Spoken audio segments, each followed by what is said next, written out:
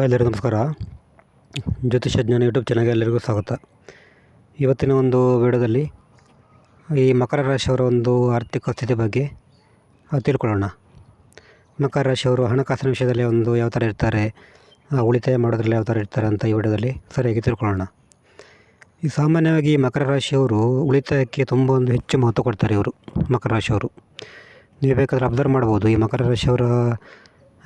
ಮಕರ ರಾಶಿಯವರು ನಿಮ್ಮ ಮನೆಯಲ್ಲಿ ಇದ್ದರೆ ನೀವು ಅವರನ್ನು ಅಬ್ಸರ್ವ್ ಮಾಡಿ ನೋಡಿ, ಅಥವಾ ನಿಮ್ಮ ಫ್ರೆಂಡ್ಸ್ ಸರ್ಕಲಲ್ಲಿ ಏನಾದರೂ ಮಕರ ರಾಶಿಯವರು ಇದ್ದರೆ ಅವರನ್ನು ನೀವು ಸರಿಯಾಗಿ ಅಬ್ಸರ್ವ್ ಮಾಡಿ ನೋಡಿ. ಅವರು ಏನಂತ ಹೇಳಿದ್ರೆ ಈ ಉಳಿತಾಯಕ್ಕೆ ಒಂದು ಹೆಚ್ಚು ಮಹತ್ವ ಕೊಡ್ತಾರೆ. ಅವರು ಅಂದರೆ ಅವರು ಹೆಚ್ಚು ಖರ್ಚು ಆಗಲಿಕ್ಕೆ ಬಿಡಲ್ಲ.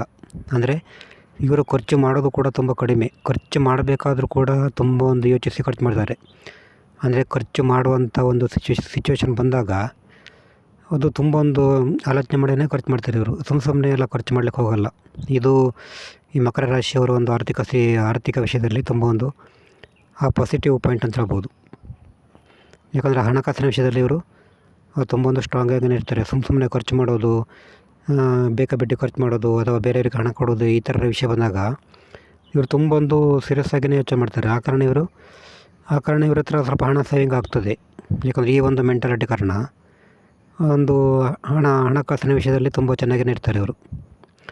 ಮತ್ತು ಇವ್ರ ಹತ್ರ ಇನ್ನೊಂದು ಸ್ವಾರಸ್ಯಕರ ಅಂತ ಹೇಳಿದ್ರೆ, ಈ ಮಕರ ರಾಶಿಯವರ ಹತ್ರ ಯಾರಾದರೂ ಸಾಲ ಕೇಳಿದರೆ ಇವರು ಬೇಗ ಕೊಡಲ್ಲ. ನೀವು ಒಂದು ವೇಳೆ ಏನಾದರೂ ಮಕರ ರಾಶಿಯವರ ಹತ್ರನೇ ಏನೋ ಸಾಲ ಕೇಳಿ ನೋಡಿ, ಅವರು ಬೇಗ ಕೊಡಲ್ಲ. ಅಂದರೆ ಯಾಕೆ ಕೊಡಲ್ಲ ಅಂತ ಹೇಳಿದ್ರೆ, ತಾನು ಕೊಟ್ಟಂಥ ಒಂದು ಹಣ ವಾಪಸ್ ಬರ್ತದಾ ಇಲ್ವಾ ಅಂತ ತುಂಬ ಯೋಚನೆ ಮಾಡಿ ಕೊಡ್ತಾರೆ ಇವರು. ಯಾಕಂದರೆ ಇವ್ರಿಗೆ ಗೊತ್ತುಂಟು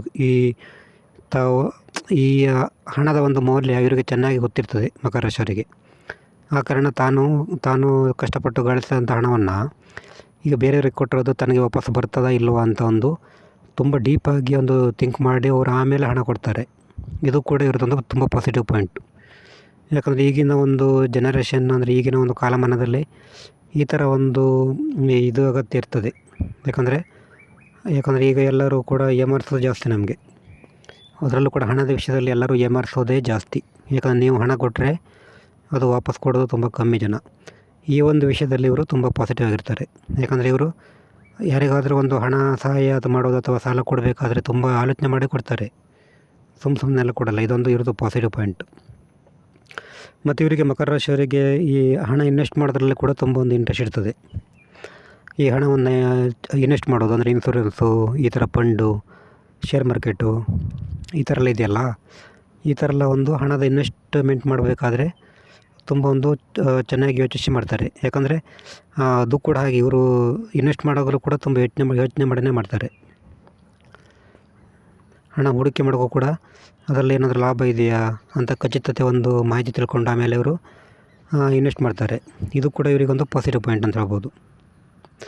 ಮತ್ತು ಇವ್ರಿಗೆ ಸಾಮಾನ್ಯವಾಗಿ ಮಕರ ರಾಶಿಯವರಿಗೆ ಈ ಇನ್ಕಮ್ ಎನ್ನುವುದು ಈ ಮೊದಲು ಪ್ರಾರಂಭ ಹಂತದಲ್ಲಿ ಕಡಿಮೆ ಇದ್ದರೂ ಕೂಡ ಆಮೇಲೆ ಇವರು ಚೆನ್ನಾಗಿಯೇ ಇರ್ತದೆ. ಸಾಮಾನ್ಯವಾಗಿ ಮಕರ ರಾಶಿಯವರು ಆರ್ಥಿಕ ವಿಷಯದಲ್ಲಿ ಚೆನ್ನಾಗಿ ಸೆಟ್ಲ್ ಆಗ್ತಾರೆ. ಈ ಮಕರ ರಾಶಿಯವರು ಎಲ್ಲ ಒಟ್ಟಾರೆ ಒಂದು ನೋಡೋದಾದರೆ ಮಕರ ರಾಶಿಯವರಲ್ಲಿ ಒಂದು 100ಕ್ಕೆ ಒಂದು 80-85% ಜನ ಆಮೇಲೆ ಏಜ್ ಆಗ್ತಾ ಒಳ್ಳೆಯ ಒಂದು ಚೆನ್ನಾಗಿಯೇ ಇರ್ತಾರೆ ಆರ್ಥಿಕ ವಿಷಯದಲ್ಲಿ. ಇದು ಮಕರ ರಾಶಿಯವರ ಒಂದು ಆರ್ಥಿಕ ಸ್ಥಿತಿ ಬಗ್ಗೆ ವಿಡಿಯೋ. ನೆಕ್ಸ್ಟ್ ವಿಡಿಯೋದಲ್ಲಿ ಕುಂಭರಾಶಿಯವರ ಆರ್ಥಿಕ ಸ್ಥಿತಿ ಬಗ್ಗೆ ನೋಡೋಣ. ನಮಸ್ಕಾರ.